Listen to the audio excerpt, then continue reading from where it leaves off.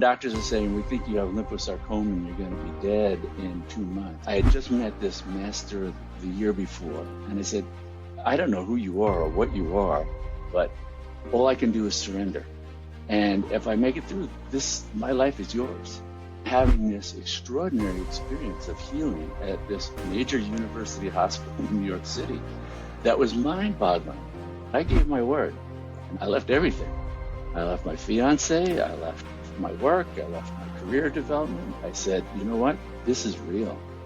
That awakening is the return journey. We let go into freedom. We let go into expansiveness because it's already there. The mind's not going to create it. It has to let go of its limitations to experience the infinitude of what's already fully present here and now. The episode you're about to watch has been republished. My podcast channel reaches a lot more people now, and there's certain episodes that have slipped under the radar, and I wanted to bring them up for your attention because I truly feel they are worth listening to. So please be sure to let me know what you think of this episode in the comments below. And of course, let's continue to connect. Let me know where you are in the world and where you're listening and tuning in from. I love reading it. It's amazing, isn't it, that we can do this? And the other thing I want to say as well is find out where we are if you want to put your spiritual boots on and come and join us at one of our 5-day retreats or one-day events around the world. Links are below as well if you want to find out more what we're up to. Much love from me. Enjoy. Lawrence, welcome to the podcast. Oh, my pleasure to be with you, Guy. I mean, we've just been talking off air for 10 minutes and I thought, wow, we've got to get this in the podcast. There's too much good information already coming out from our conversation. And look, I think a great place to start, Lawrence, is, and I ask everyone this, but if you were at an intimate dinner party right now and you sat next to a stranger and they asked you, what do you do for a living or what's your passion? What would you say? Well, my passion is transformation. And, that has guided my life, both in terms of how I got into clinical work and PhD and studies in Jungian psychology, but on a deeper level, personal experiences that I had of, really transcendent, transpersonal phenomenon beginning as a child. And so that guided me also into Eastern traditions, studying with great masters in the Tibetan Buddhist tradition and the yogic tradition, spending years in India, training as a monk in India.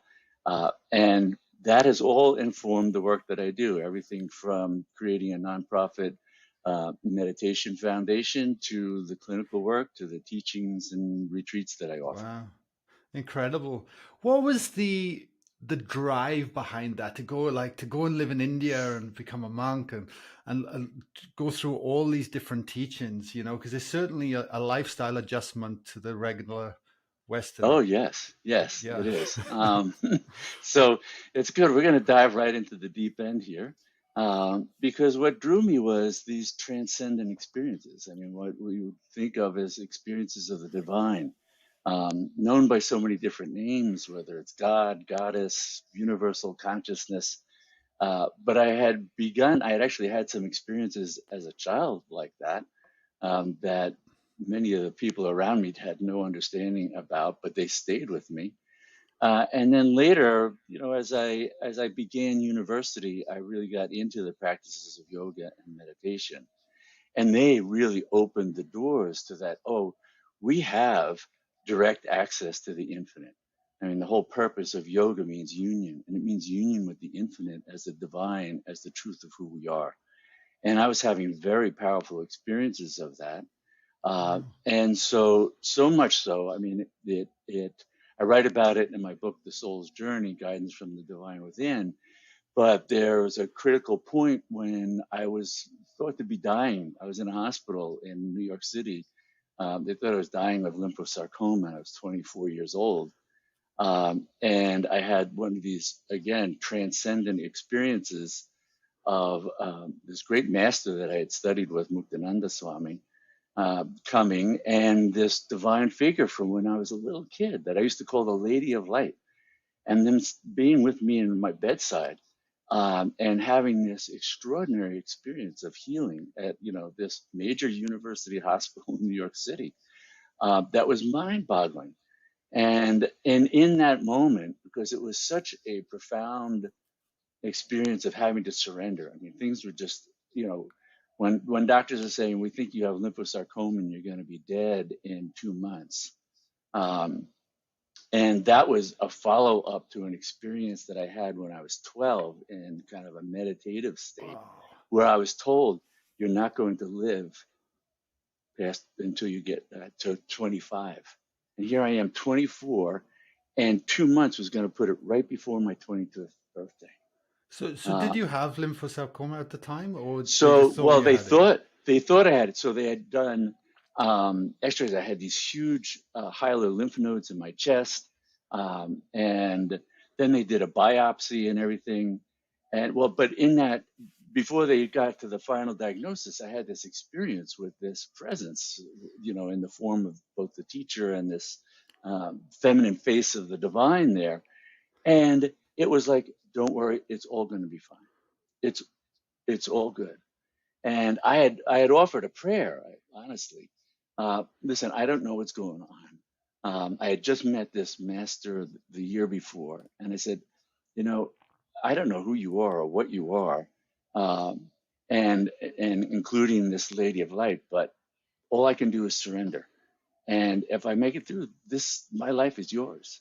Um, and I went into this extraordinary state, was just bathed in light, um, and hours came out later. Was still in the hospital. They did more tests. They did biopsies. They had to open up my chest, do some surgery here to do a biopsy on the lymph nodes. And they said, "Oh, you have this other disease, sarcoidosis. It probably won't kill you right away. It'll kill you later." And I crass doctors, and I went, "Nah, this is done." And within months, it all disappeared. Everything was gone. The hilar lymph nodes, the sarcoid, everything gone. And so that was, now I was in training to become a Jungian analyst. I was engaged, but I gave my word. I am a man of my word, and I left. I left everything. I left my fiance. I left my work. I left my career development. I said, you know what? This is real. Uh, and I went to India, and it was the first time I'd seen that teacher, other than a brief meeting that I'd had a year before.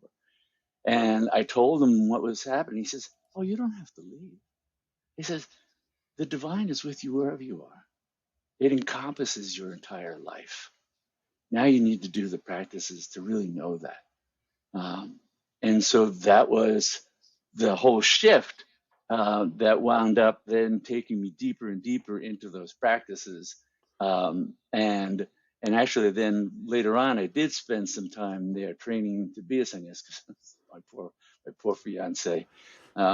She later married me not long after, and then I left again to become a monk because I had this strong call that I just have to serve the divine. I don't know what that means, but if this is the way to be 100% focused, dedicated on doing that, I'll do that.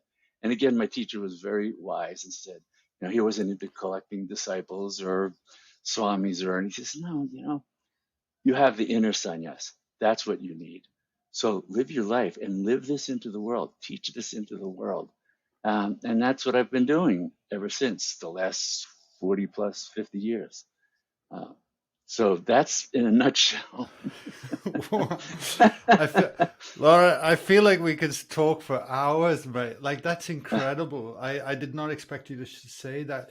So between, when you were born and 24, before you ended up in hospital having that profound Yeah, experience, you mentioned you had many other experiences along the way, yeah, which is and obviously you remembered them and kept them with you, because it's quite, because yeah, I remember having experiences as a small child, and but I suppressed them. I never right, really did anything, with it. right. And did at any stage before that happened, you think you're just going mad, or like something's happening, or did it just feel very Oh, it was so normal? completely. Well, I thought it was normal because I thought everybody had that. So I didn't think I was unusual. But then as I talk to people, they would go, "What?"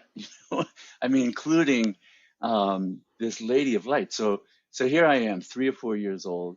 laying still in my crib in my room with my, brother and sister and in New York, and the raging thunderstorm going on outside. I wake up. I loved thunderstorms as a little kid, and this little lightning flashing and the thunder booming and the rain going down the gutter, and I'm laying in bed, and I open my eyes, and there's this woman, this beautiful, benevolent woman standing next to my crib, looking over me, and you're three. Who's going to be standing there in the middle of the night other than your mother? And I go, Ma, and she just stands there and just looking, just so sweet, so loving.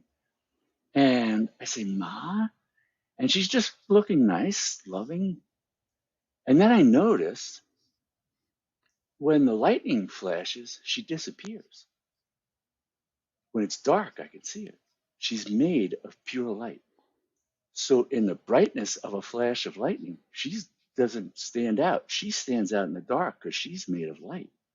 And now I go, in my little brain, that's not like Ma. So I go, Ma? And she just stands there. And then I let out a scream.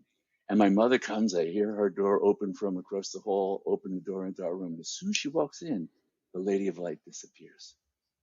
And I start telling my mom, there was a Lady of Light. She's going, yeah. You're a kid, you're just your imagination. I said, no. This was a Lady of Light standing. And for years, I talked about the Lady of Light. My brothers remember, my sisters remember. I said, no, this was a Lady of Light. Um, and I didn't know then she was going to come back. I saw her again when I was about 18 or 19. But experiences like that, and then just the feeling of presence, I often felt just like protected, like there was this kind of a hand of grace on my shoulder. And another unusual experience happened when I was in like kindergarten in Sunday school, right? And, little kid going to Sunday school, parents drop you off, you go down, you go into the basement where, they painted all the cement block walls, and it's a little Sunday school and a little church. And I'm getting there, and, I'm like 5, and they see every boy and girl, they separate just because the boys are always going to play with each other. And I'm sitting there, and the teacher's talking about Christ and everything. And I actually had a real profound feeling for Christ. I felt like a real love as a little kid. I didn't know why. I never thought about why. But I'm sitting there, and the teacher's, just like nice middle-aged lady talking about Jesus. And I look over, and I see Jesus standing there, like where the wall is. And it seemed all right to me. I mean, I just started elementary school, and the principal used to come and stand in the hall, stand in the doorway and look in. I thought, oh, wait, he's like in charge of this. He must come and visit and just like look in, make sure everything's cool. And so I see Jesus standing there, but the teacher is talking about Jesus in the past tense. And that just didn't make sense to me. And so the little kid, I go, why are you talking to him about him like that? He's standing right there. And the teacher again, oh, Lawrence, yeah, you have a good imagination. And I was like, and I looked over, and Jesus started to fade away. And all that was left was the cement block wall. And I felt like I had been robbed in some way. As a little kid, I couldn't have put words to it, but I was like, but later on in life, when I thought about it, I thought that was my problem with the church. God was dead and gone. Jesus was dead and gone. And that's not the truth. The truth is the living presence is here and now. Christ consciousness is here and now. And we can call it by any number of different names. I mean, as I pursued the studies in Eastern and Western traditions, and saw the many names that we can call the one, but it's always the one, wearing all these different faces to try and reach to us, to try and make itself known. So that was, part of what informed my process of discovery, and especially getting into Jungian psychology and studying that, training in the work of the great mythologist Joseph Campbell, so that we could see what he wrote about in a series called The Masks of the Gods, the different faces, the hero of the thousand faces that he wrote about, so that we can see that these are archetypal forms that inform our life.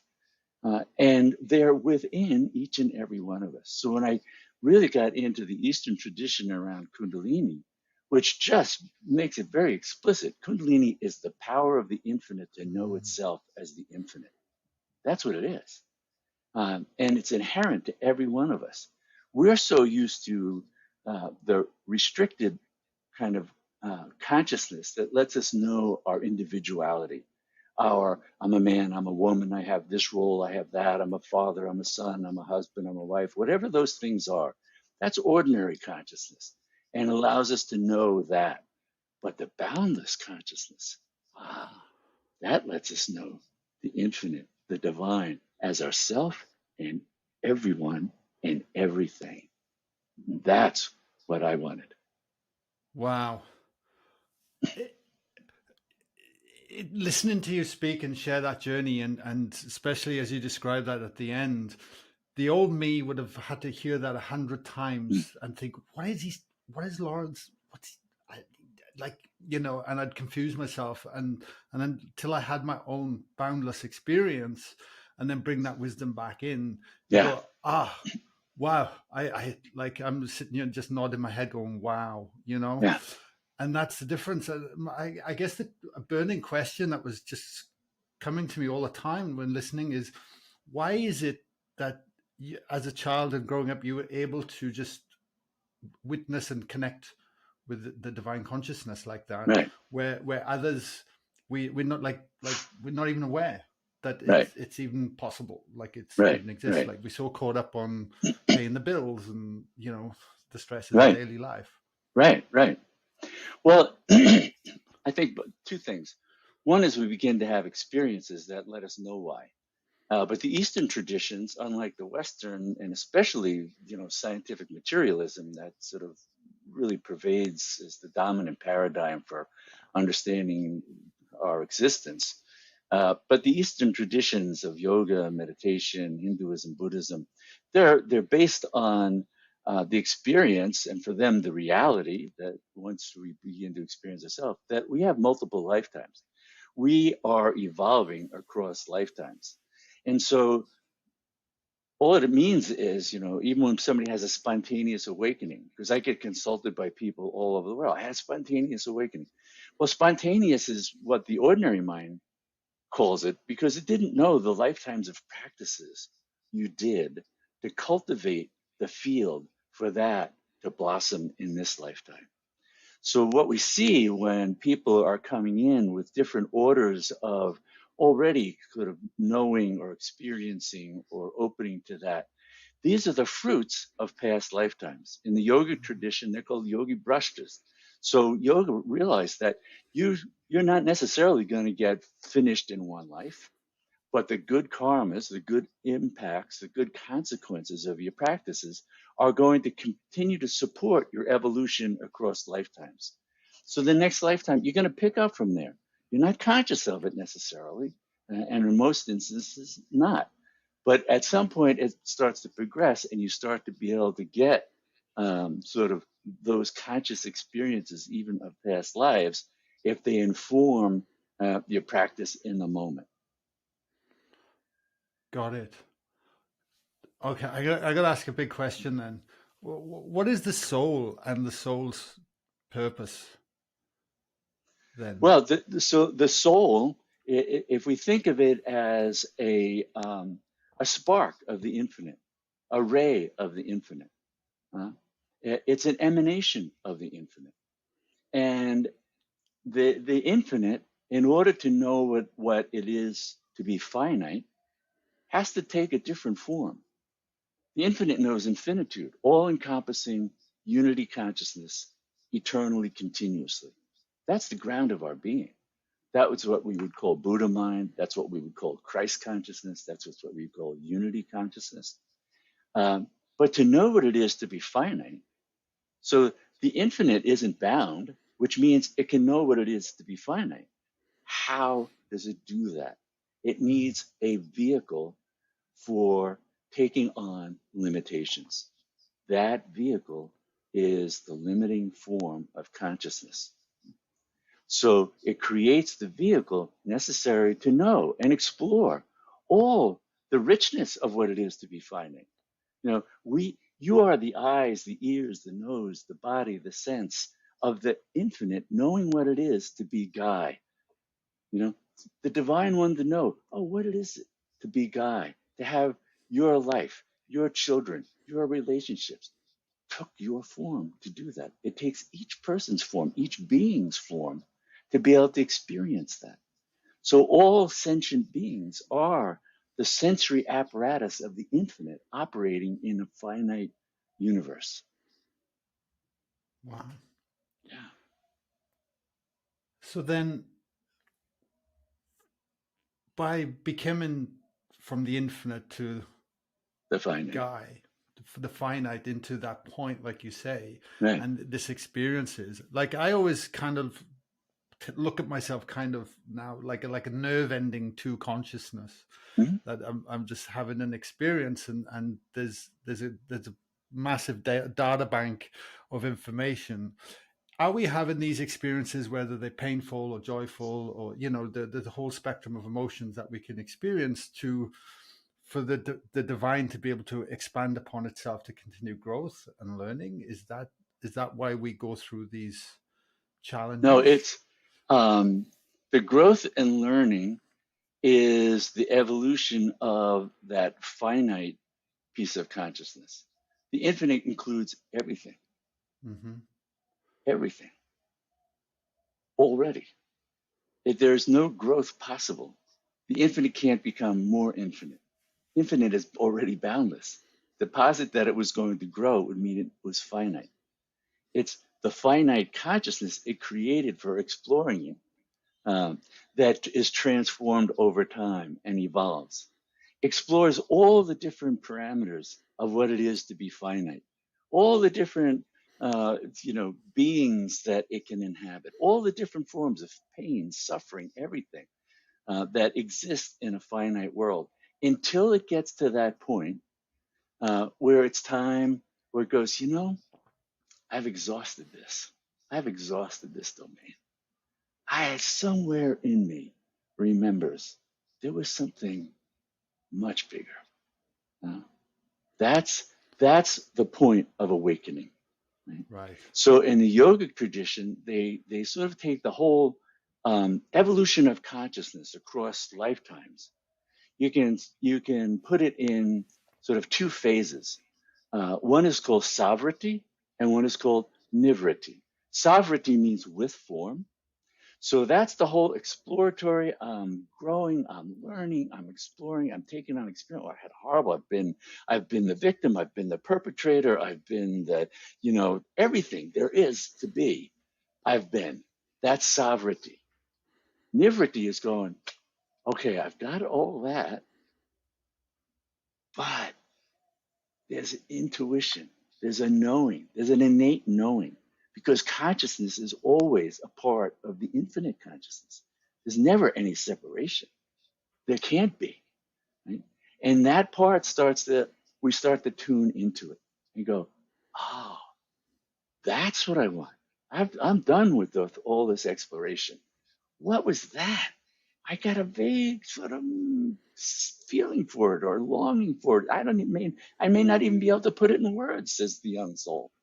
But I know there's something more meaning, more purpose, something. That's that point that shifts from sovereignty to nivriti. And it's marked by the awakening of Kundalini. So in the yogic system, that awakening is the return, begins the return journey. Nivriti means shedding forms, letting go. Because all through the taking on forms, we're identifying. I'm a this, I'm a that, I'm a not this, I'm a not that. I am also this, I want to be that, I'd like to be this, I think I'll explore being that. It's all taking on form. Nivriti is letting go. We let go into freedom. We let go into expansiveness because it's already there. The mind's not going to create it. It has to let go of its limitations to experience the infinitude of what's already fully present here and now. Wow. And it's the letting go that can terrify us half the time. Oh, yeah. Yeah, because our identity is really tied up in the limitations. We may chafe against them. We may feel the pain of it. We may wish we could get free of it. But when we start to get free, the poor ego mind goes, oh, wait a minute, I'm not sure I wanted that. Yeah. How would you mentioned, we've mentioned Kundalini a few times through the conversation, and Yeah. How would you describe that to somebody? Because I remember Right. hearing that word many years ago. Right. My wife, my girlfriend at the time, wanted to take me to a Kundalini class, and I was like, Right. what are they going to do to me there, kind of thing. Right. Right. Well, so Kundalini is a Sanskrit term for this energy of consciousness potential that is present in every human being, all beings, really. It's really seen as the foundation of our existence. And you could substitute Holy Spirit, you could substitute Shekinah, you could say Chi.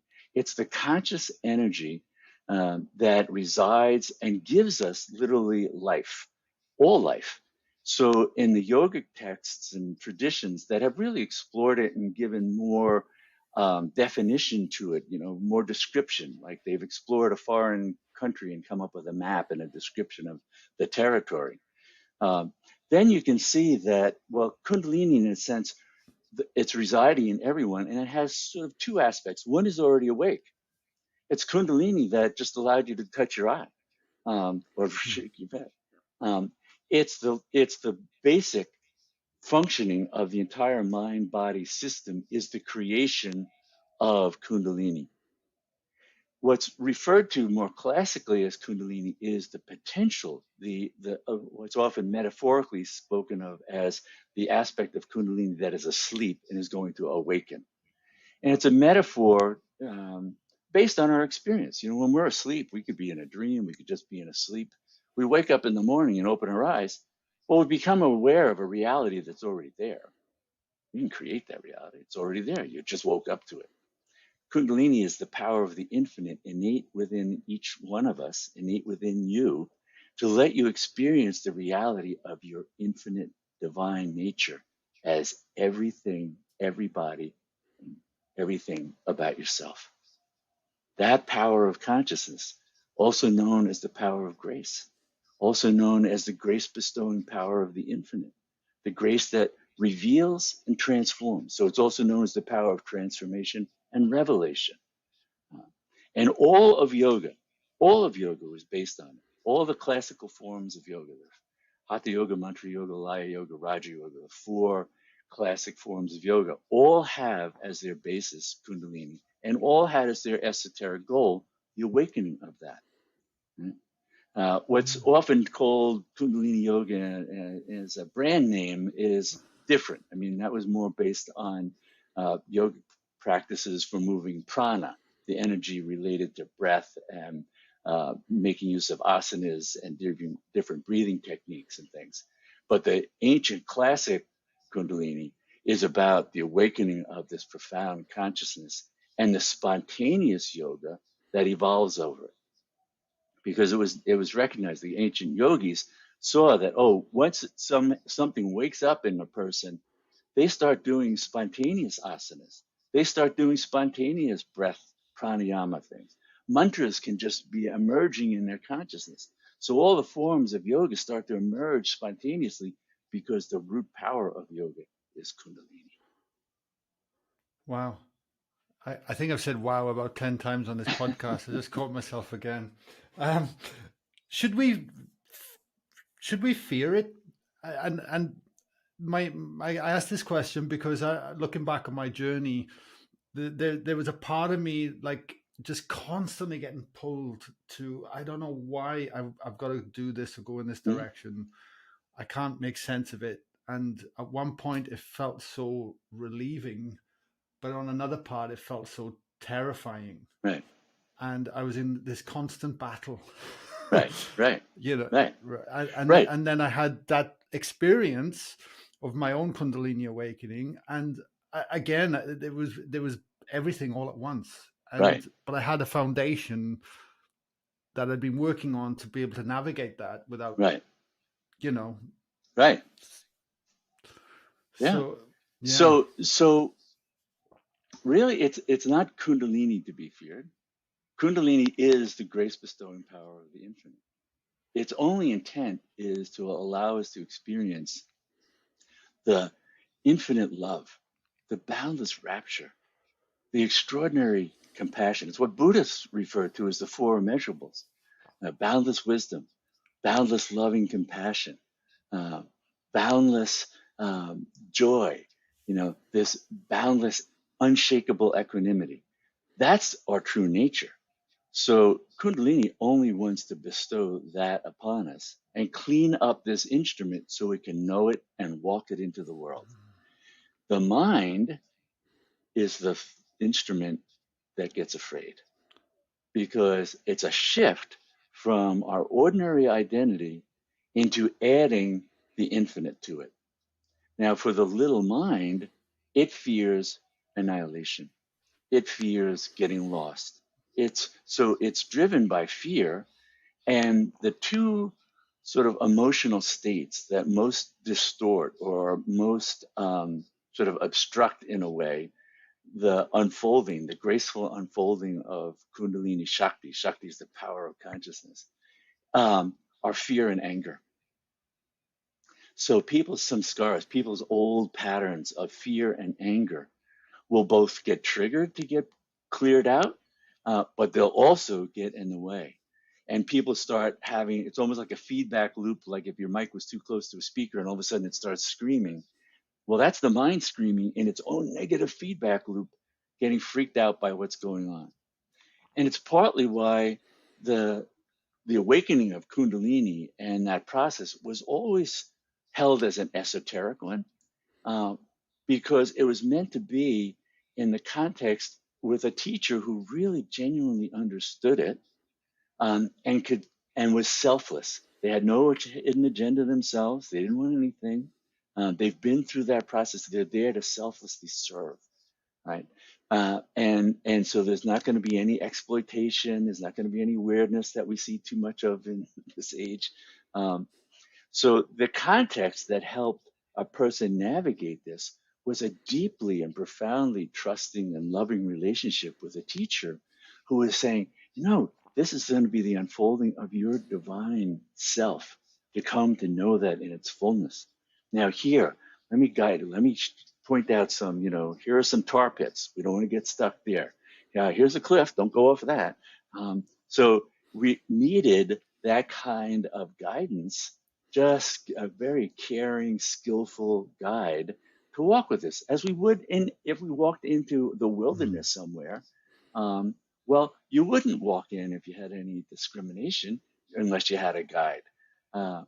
Now, here's the interesting thing about that, what I mentioned before about the yoga tradition, talking about yogi brashtras, people who had started the yogic process, lifetimes ago, and the practices have continued to benefit them.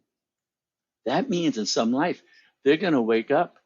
Kundalini is going to start to happen, and it's going to happen more frequently because the numbers of people doing yoga over lifetimes has increased. So we're seeing more spontaneous awakenings, meaning, again, people reaping the fruits of their past, the sadhana, the spiritual practices they've done in past lives.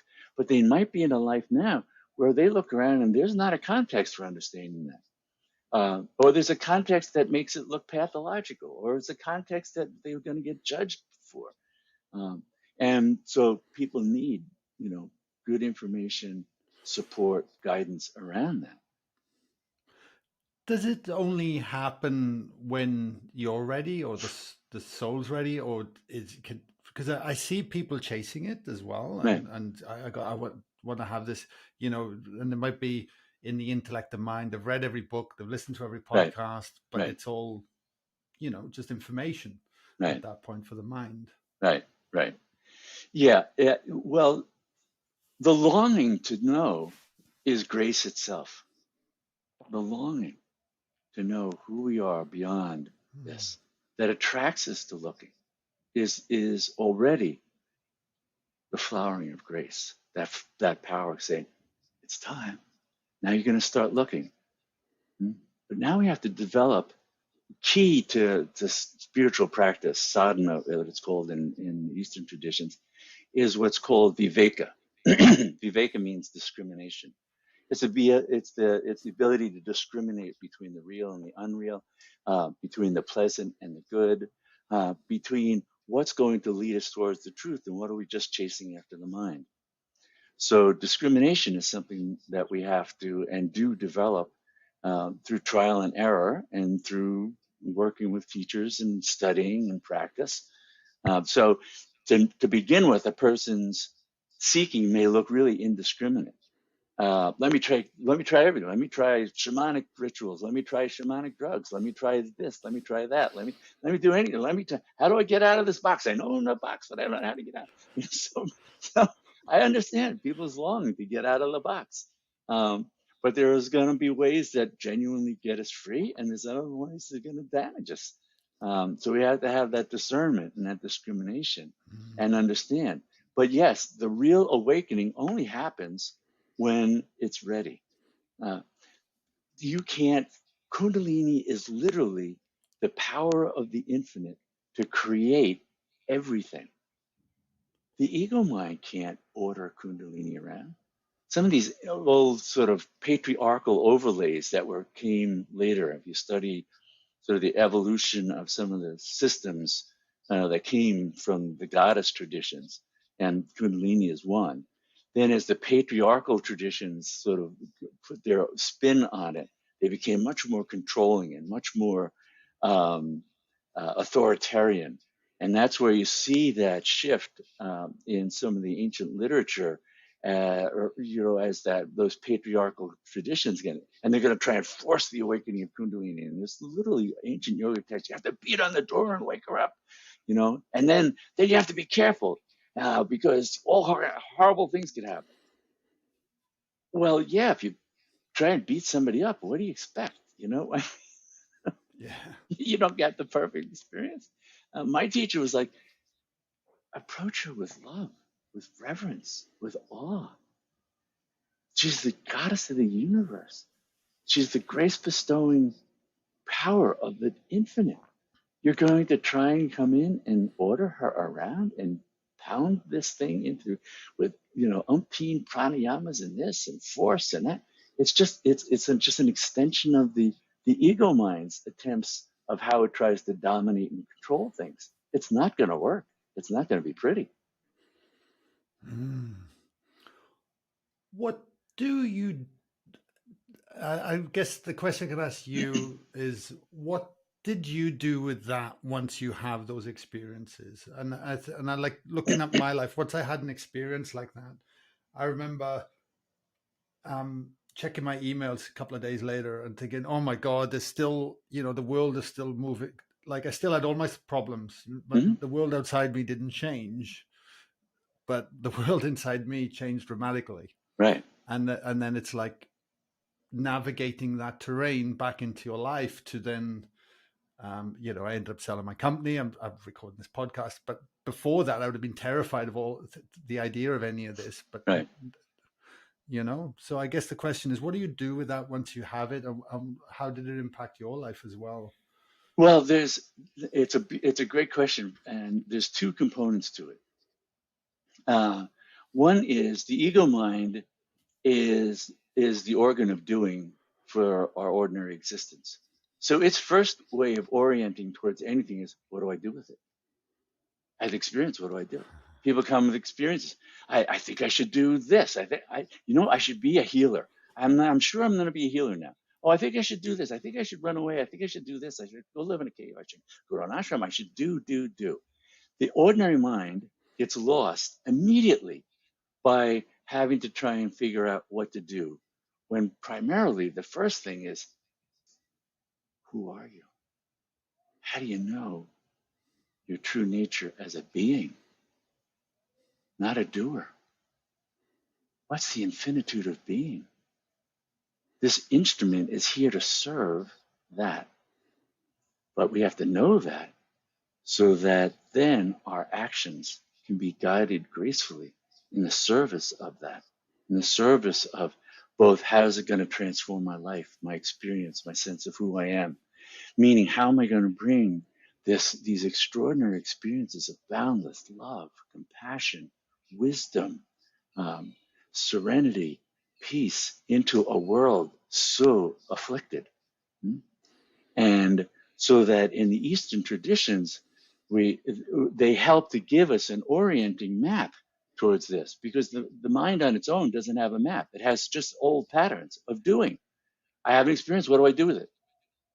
That's the ego mind, because it's both trying to do and it's trying to figure out, well, on some levels, how do I make use of it? How do I even exploit it? If people, the quintessential ordinary ego mind is about domination and control, prediction and control. When it loses its ability to predict and control, it gets very freaked out.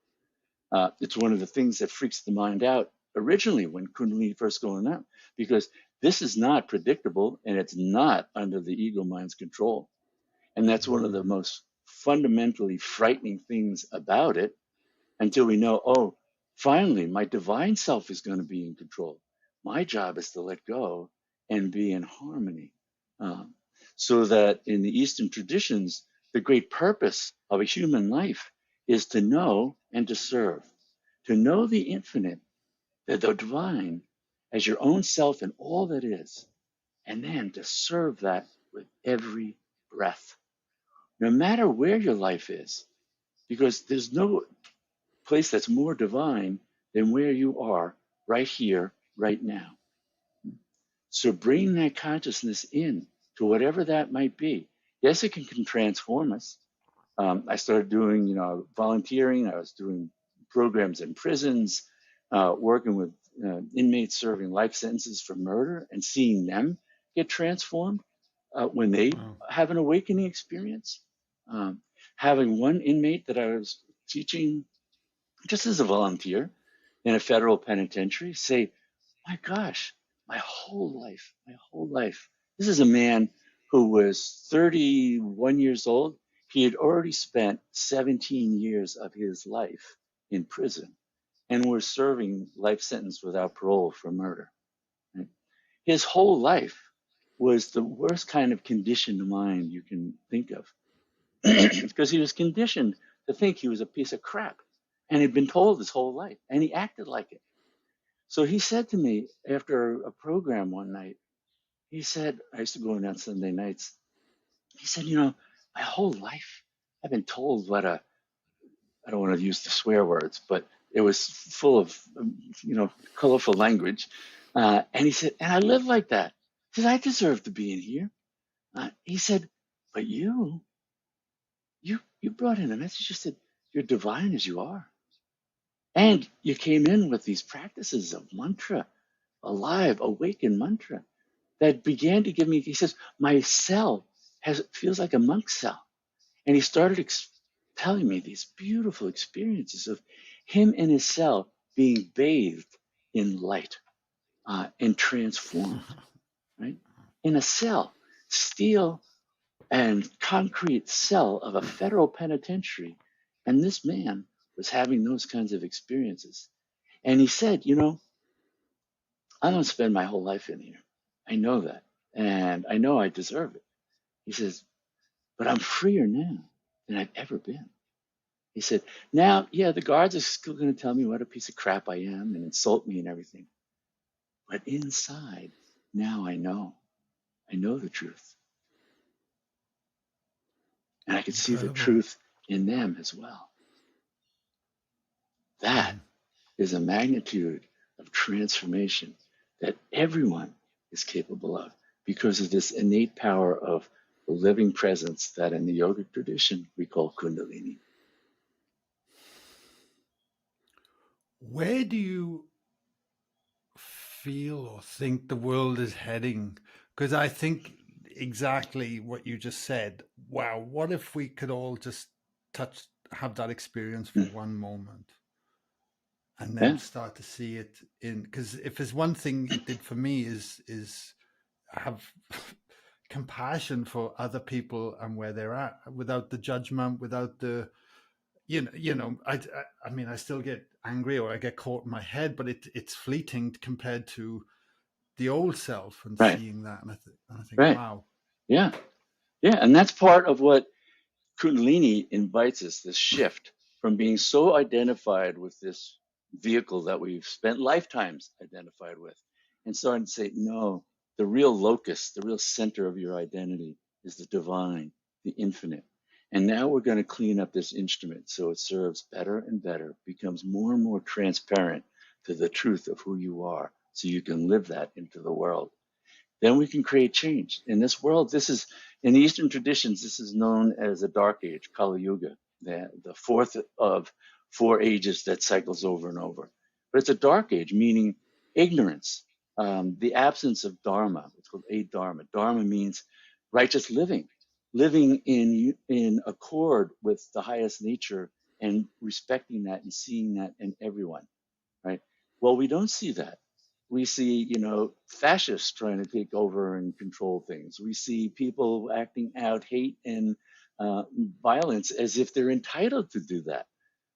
So it is a very dark age, and which makes it much more incumbent upon us to do something. There's a beautiful metaphor or symbol in Eastern traditions, and it's around what's called the cow of Dharma. We think of the sacred cow in India, Dharma being righteous living. So the sacred cow of Dharma, in these four ages, in the first age is called Satya Yuga, the age of truth. The cow of Dharma stands on all four legs and gives the milk of, wisdom to all. But each successive age, things get worse. And symbolically, she loses a leg. In the fourth yuga, our yuga, she has but one leg. The poor cow of Dharma is on the ground and so deeply afflicted. The metaphor is she can no longer stand on her own. We have to stand for Dharma. That's what we're called to in this world. We are the legs that move that Dharma, that power of compassion, of love, of kindness, of wisdom, of truth into the world, non-violently, the living presence, but the strong presence, the assertion of that, of walking it into the halls of government, walking it into corporate headquarters, taking it wherever we go, into prisons. I've been invited to give programs in everything from, corporations to hospitals to prisons to hospices, any place we can offer this whole other view of what's the truth of who we are that can set us free. Everybody who's inflicting suffering on others is in deeper suffering themselves, and they're suffering from not knowing the fullness of their own being and scrambling after thinking they have to have what somebody else already has. For anybody listening to this and they're just nodding their head Mm. going, there's that knowing and getting drawn to the conversation and everything that's been spoken about, where would one start? What would be a simple practice or something to go, try this today? Yeah. Well, I make free practices readily available. So the soulsjourney.com has it, the nonprofit, the anamkarameditation.org. We have a YouTube channel with all free videos with all kinds of practices freely given, the mantra freely given. But mantra is key in the Kundalini tradition. Sacred sound is key in all traditions, and mantra is one expression of that, because mantra is seen as literally a throb of the infinite in sound form. It's known as the sound form of the divine. Mantra, the word mantra, means that which protects. What does it protect us from? The ignorance of not knowing the truth of who we are. So when we take refuge, when we become absorbed in mantra, we're becoming absorbed in the throb of the truth of who we are, the infinitude of our being. And it's a very simple mantra that goes on all day long, all night long with the breath already. We're tuning into it by learning to repeat it with the breath. And it's two syllables, ah, hum, ah, hum. The breath comes in. It's just silently in the mind. as the breath is going, as it comes in, and hum as it goes out. Hum. That mantra means simply, I am. I am. It's the awareness of pure being. Everything that contracts us, that gives us pain, gives us the illusion of pleasure, as ephemeral as it might be, comes after. I am this, that, this other thing. I am a man, I am a woman, I am the role I play. I mean, all the stuff that comes after that is an overlay on the pure presence of being. I am, right? So, in the Old Testament, when God spoke to Moses, saying, when Moses asked, who are you? I am that I am. That I am consciousness is the divine, is the infinite, is the root of our being. We can come home to that and add that, because yoga is additive. There's times when we're just going into those states because we need to separate out. Our consciousness has gotten fused with the mind and body. You have a mind, you're not your mind. You have a body, you're not limited by your body. Consciousness free of those containers can re-expand to know its infinitude. Coming home to that awareness, I am. Oh, that's unshakable. Huh? That's what Buddha talked about it as this boundless, unshakable equanimity. I am. It resounds with wisdom. It resounds with compassion. It resounds with fullness. You're not lacking anything. I am is the fullness of being. You're not going to be driven by this or that, seeking this or that. No, you're in the fullness. Now you have a fullness to give to the universe. That's what we come home to. Wow. Incredible. Incredible. Thank you for sharing. Are you able to say your website out loud one more time? I'll make sure it's in the show notes as well, Lawrence. So thesoulsjourney.com.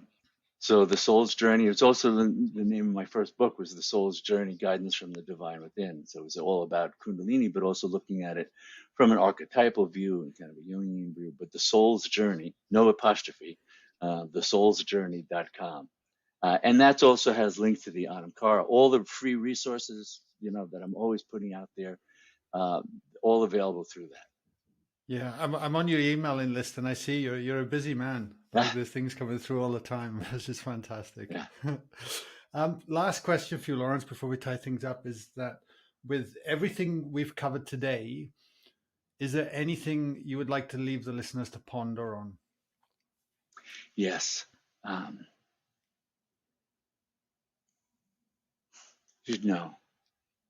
There's never a time, there's never a place when you're not in the divine's embrace. You live being held by the divine, or you would have no life at all. The breath wouldn't even come in. That's the root of your existence. Come home to that. Let go of the mind and what you're identified. Come home to the truth of who you are and live that fullness into your world exactly where you are, because it is divine. Thank you. Lawrence, I can't thank you. You're the reason why I podcast. Like having conversations like today, it's just been an absolute honor, mate. And wow, incredible. It's deeply appreciated. And I have no doubt everyone listening today would have got a huge amount out of that. And we'll definitely be checking out your work for sure. Well, Lawrence. thank you. Just here to serve. Amazing. Thank you so much. Yeah. Thank you. Thank you. Thank you for having me, Guy. Great to meet you.